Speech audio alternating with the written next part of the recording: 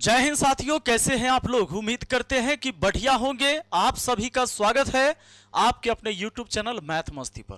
दोस्तों, आज की इस वीडियो में हम लोग जानने वाले हैं रेलवे की नई जो भर्ती आई है 2025 में टेक्नीशियन के लिए। ALP के लिए तो पहले ही हो चुकी, अब टेक्नीशियन के लिए। तो टेक्नीशियन की जो भर्ती है इस बार सीट की संख्या लगभग 6000 होने वाली है। आपको 28 तारीख से यहाँ पर फॉर्म भरे जाएंगे, यानी कि 28 जून से लेकर 28 जुलाई तक फॉर्म भराएगा। कौन कौन फॉर्म भर सकता है, क्या योग्यता होनी चाहिए, कितने पोस्ट पर है, तो चलिए मेडिकल स्टैंडर्ड क्या रहेगा उस पर बात करते हैं इस वीडियो में। एज क्या रहने वाला है, वो सारी चीजें होगी। तो यहाँ पर आप एम्प्लॉयमेंट जो एक न्यूज आती है उसमें आप देख सकते हैं, ये चीजें आ गई है। बाकी रेलवे की तरफ से भी घोषणा हो गया कि 28 तारीख से फॉर्म भराएगा। ये बात सही है, और ये जो बात सही है इसमें देखिए क्या है। नेम ऑफ पोस्ट टेक्नीशियन के ग्रेड 1 और ग्रेड 3, ग्रेड 1 और ग्रेड 3 इसके लिए भर्ती होगी।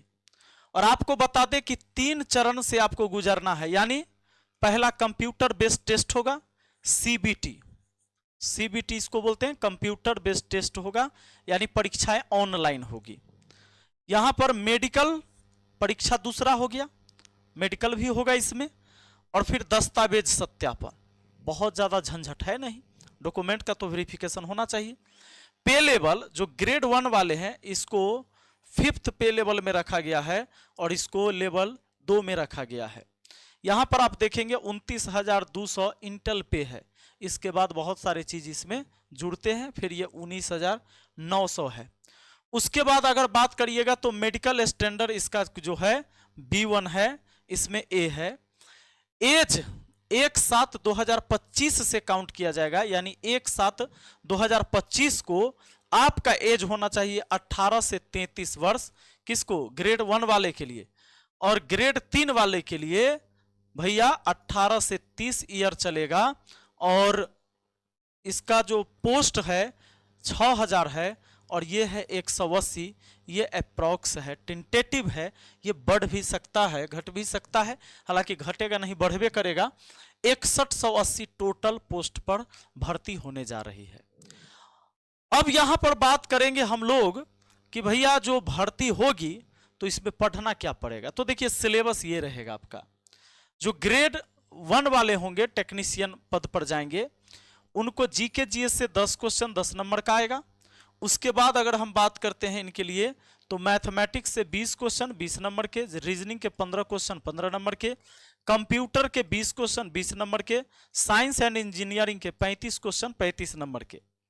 टेक्नीशियन ग्रेड 3 में मैथ के 10 क्वेश्चन 10 नंबर रहेगा, रीजनिंग का 20 क्वेश्चन 20 नंबर रहेगा, साइंस का 15 क्वेश्चन 15 नंबर रहेगा, और करेंट अफेयर्स का 20 क्वेश्चन 20 मिनट का रहेगा, 20 नंबर का रहेगा। 90 मिनट का टाइम आपको दिया जाएगा, चाहे आप ग्रेड 1 के लिए भरेंगे या ग्रेड 2 के लिए भरेंगे। अब ग्रेड 3 के लिए भरेंगे, समय कितना देर का रहेगा? 90 मिनट, यानी 1.5 घंटा का। अब यहां पर मेन बात समझ लेते हैं कि टेक्नीशियन ग्रेड 1 में कौन आ सकता है। इसमें पोस्ट बहुत कम है, 180 पोस्ट है, आप जानते हैं 180 पद पर बहाली होगी। तो टेक्नीशियन ग्रेड 1 का जो होगा मतलब BSc होना चाहिए, यानी विज्ञान में क्या होना चाहिए? स्नातक होना चाहिए, या इंजीनियरिंग में डिप्लोमा या डिग्री आपने किया है तो ही आप इस पद पर फॉर्म भर सकते हैं, यानी ग्रेड 1 के लिए भर सकते हैं टेक्नीशियन में।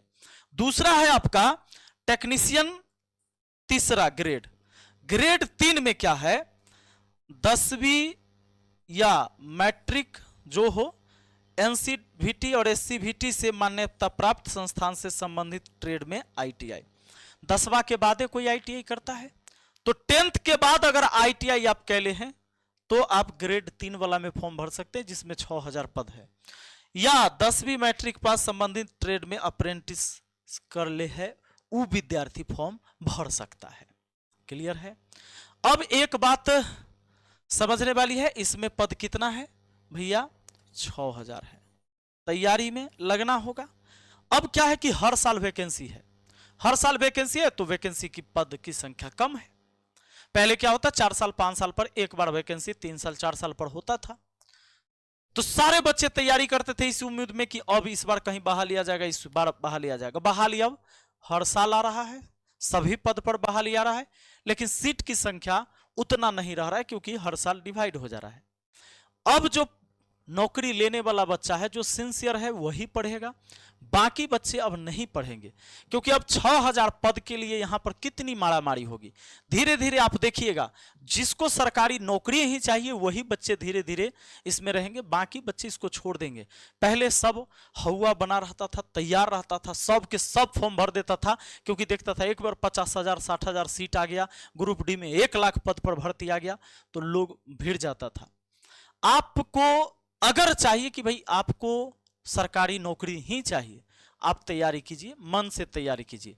अभी कोई बैच का अनाउंसमेंट हम नहीं करने जा रहे हैं।